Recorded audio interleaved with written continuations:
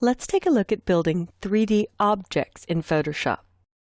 Like video, 3D is simply another layer. And we're going to start with a flat background image. I'm going to right-click and choose Duplicate Layer, and we'll be building a sphere. Now I have a copy of this DC image directly over top of the background layer.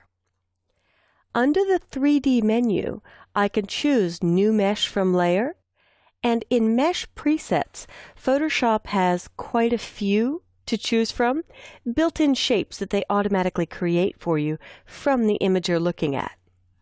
Now, even though there are a few presets that we're looking at here, Photoshop doesn't necessarily do the polygons, the underlying structure of a 3D model. That's done in a 3D authoring program, like 3D Studio Max, for example. So if you wanted to draw a chair or a table, you really do that in a 3D program, and you could bring it in with 3D New Layer from File.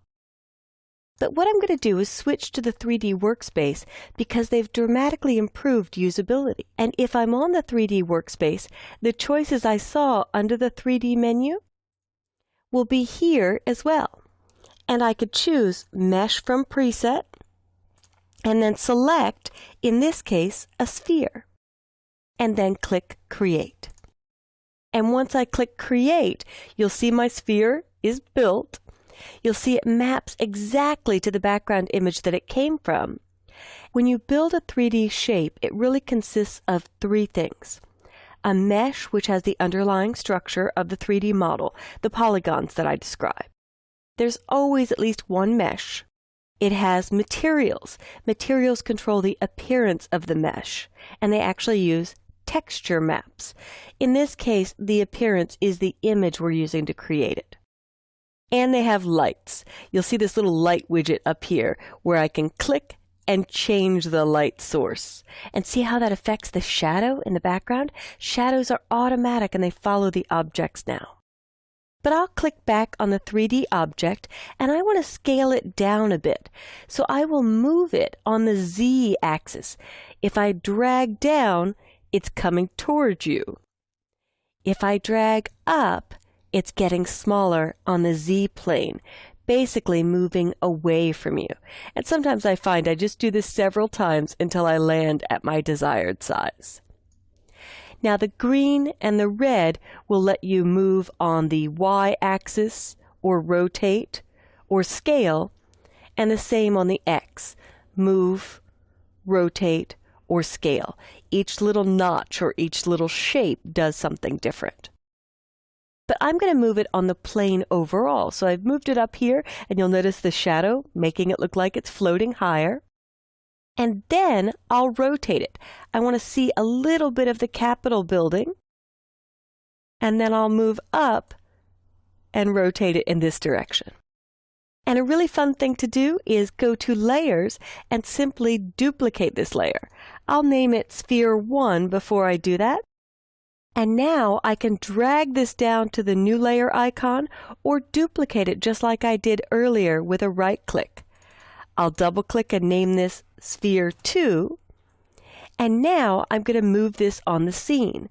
So I'll move it over to the left, and now I want to rotate it so that I can see a different portion. And you have to get a little bit of practice which rotation direction you want in order to get the object to actually move. So here I've got the final rotate around the Y-axis, and I'll aim for the top gray bounds and rotate it down a little bit.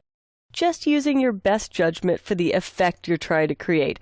I always imagine when I build this exercise that aliens are coming to say hello to our nation's capital. There we go. And I'm not going to make it perfect. The goal is to see shapes that you can build. So let's take a look at a few of the other built-in shapes.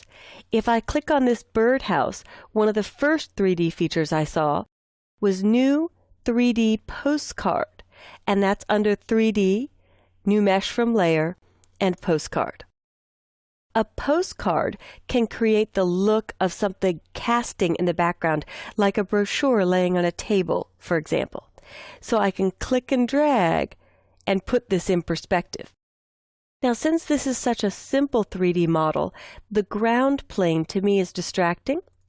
So I could choose View, Show, and turn off the 3D ground plane. And now just pick it up and move it in 3D space. They even show me a little cube or rectangle that it's kind of trapped inside to indicate what it's doing as you drag this in different directions. You could even do this with placed video. It's amazing. The next shape I'll build is I'll come to this raindrop texture.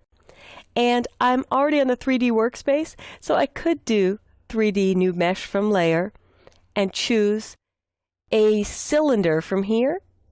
Or I can use the method I use first, choose cylinder, and click create. And this makes basically a can or a tin.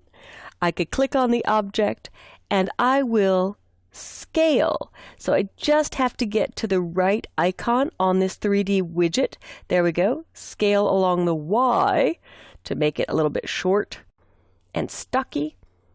And then come over here, scale along the X, and I'll do a little rotation so you could see the top to see that it is truly a cylinder. And as I move anything, they have shadows in the background. So with these 3 examples, you saw 3 different ways to use the 3D tools, did I say 3 enough, in Photoshop to create some very interesting special effects. Give these a try on images of your own.